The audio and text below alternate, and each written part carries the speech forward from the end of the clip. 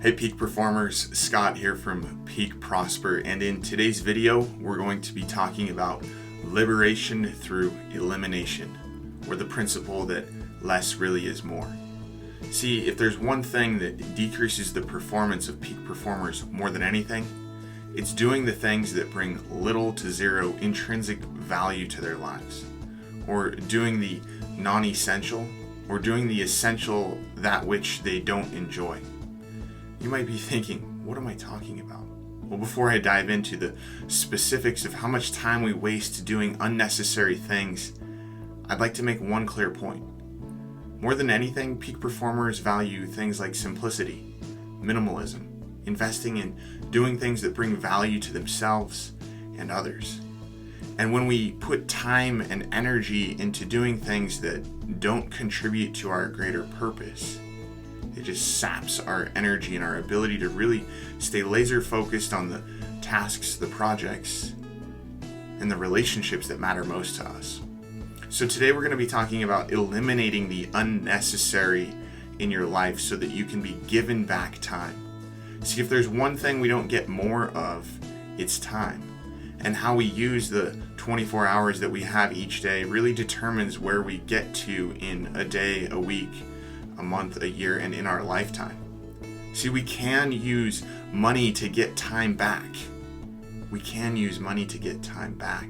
Time is just a predetermined money set that we have the ability to trade for. For example, I could hire somebody to come in and clean my house once a month and be given back 4 hours of my time. I could order healthy, nutritional meals that are already prepared for me. I could do these kinds of things to get time back in my life. But before I go into some of the mindset shifts that are necessary to begin eliminating the non-essential, or eliminating the essential things that have to get done that don't actually bring value to your life, I want to talk about flow state and non-flow activities. See, if we look at your current life right now, if you do an honest, detailed assessment of where your time is going, you'll probably realize that you're spending a very large chunk of your time doing low value activities. Activities that you don't actually value, things that don't bring value to your life, like washing the dishes, cleaning the house, going to the grocery store and going shopping, commuting to work. And you might be thinking, well, Scott, I have to clean the house. I have to go shopping. But you can actually hire those essential things out to other people so that you can focus on the things that you value more.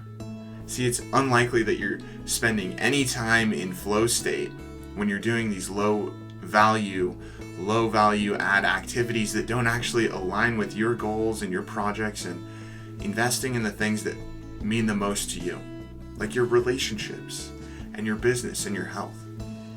And when you identify those things that you really do value most, it becomes really easy to begin eliminating the things that don't align with what you value most. So another part of today's activity is actually to invest in identifying that which you value most in your life. And as soon as you value your top 3 to 5 things, as soon as you identify your top 3 to 5 core value add activities in your life that align with your vision and your mission and your goals, it becomes easy to eliminate the non-essential. And what you get as a result is a lot more time back, time that you can spend in flow, creating your greatest work, investing in your present time experience with amazing relationships, taking care of your health, doing things that matter to you. Now, you might be thinking, well, what are some of the top 5 things that I could eliminate from my life right now? And if you've already eliminated this list of the top 5 items that you should definitely take an honest look at eliminating from your life, then kudos to you. But my suggestion, if you're just starting out, you're just getting started with identifying things to eliminate from your life, is to begin with this list of 5 things. And the first one is your phone.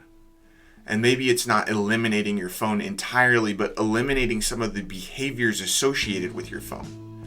For example, not bringing your phone with you to bed at night, not checking your text messages and your social media feed first thing in the morning. Maybe it's leaving your phone off entirely throughout your workday so that you can spend time in deep focus getting things done that matter to you without having to deal with the ringing and dinging and constant distractions that we're getting from these digital devices that we carry around with us on our day-to-day.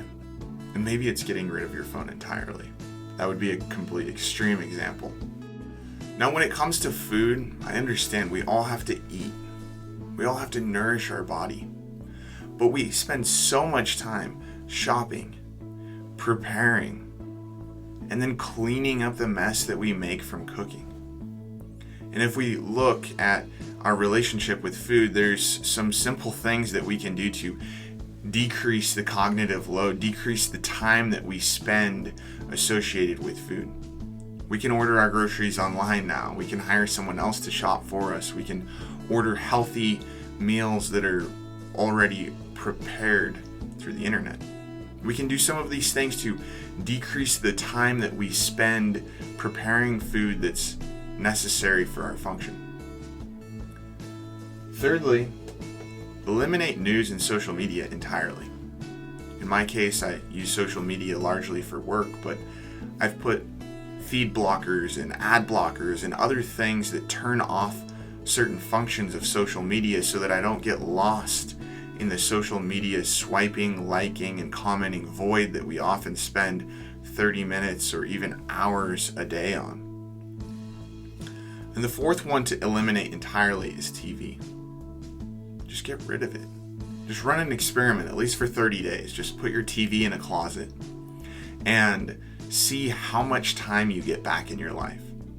And maybe you don't have an unhealthy relationship with your TV, but I guarantee that if you take your TV and you put it in the closet for a week or even a month, you'll realize that you have so much more time and you have so much more cognitive energy to invest in the things that really matter to you. Now, the last thing on our top 5 list is alcohol. And almost no matter what hack you try or thing you try to do to optimize your alcoholic consumption, this will have a negative effect on your performance over the next day, the next week, and if you have a tendency of binge drinking even once a week, this has a long-term consequential impact on your health. So you might just eliminate alcohol entirely, at least for 30 days, to run an experiment. Just see what kind of an effect it has on your life, and what you'll likely realize is what I've realized through eliminating alcohol entirely, and it's that we get so much time and energy back in our lives. So even if you take 1 or 2 of the items on this elimination list and get rid of it entirely in your life, I guarantee that you're going to get a lot more time back, time that you can invest in high value flow activities in which you can do deep work, you can invest in meaningful and nourishing relationships, you can take care of your health, your mind, and your body. And you'll decrease your cognitive load. You'll decrease the stress associated with just daily living, daily existing.